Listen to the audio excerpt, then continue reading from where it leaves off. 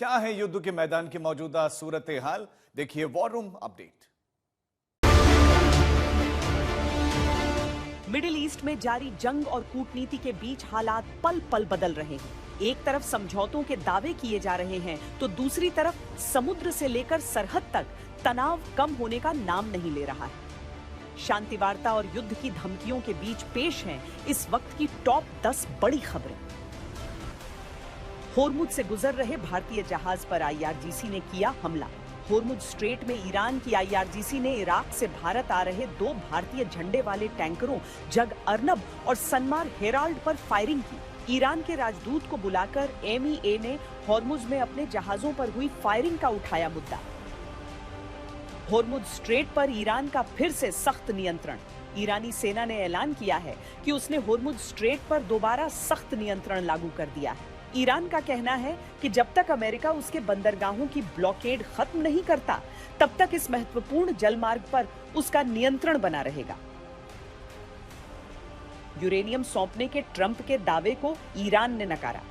Donald Trump ने दावा किया है कि ईरान अपना इनरिच्ड यूरेनियम सौंपने के लिए तैयार हो गया है। हालांकि ईरान ने इन दावों को पूरी तरह खारिज कर दिया है। ईरान के संसद सभापति मोहम्मद बाकेर कलिबाफ ने अमेरिकी दावों को झूठा करार दिया है।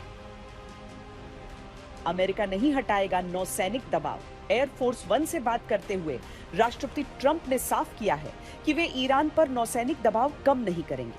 ट्रंप का कहना है कि जब तक तेहरान उनके परमाणु कार्यक्रम समेत अन्य मांगों को नहीं मानता, तब तक यह ट्रांजैक्शन अधूरा है। पाकिस्तान में दूसरे दौर की वार्ता की तैयारी।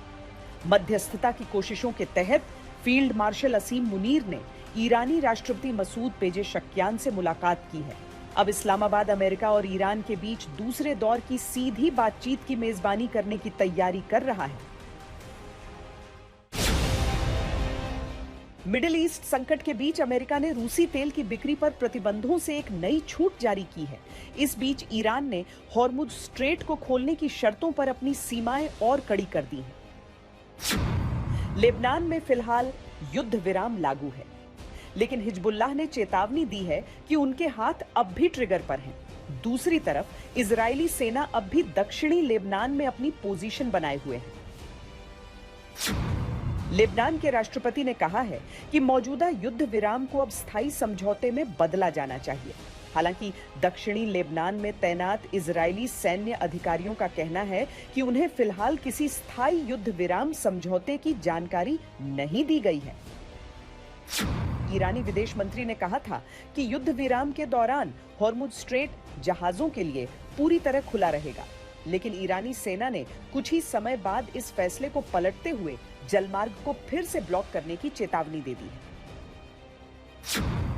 ईरान के संसद अध्यक्ष कलिबाफ ने ट्रंप के आशावाद को खारिज करते हुए इसे भ्रामक बताया है। उन्होंने स्पष्ट किया कि ईरान अपना रक्षात्मक रुख बरकरार रखेगा और अमेरिकी दबाव के आगे नहीं झुकेगा।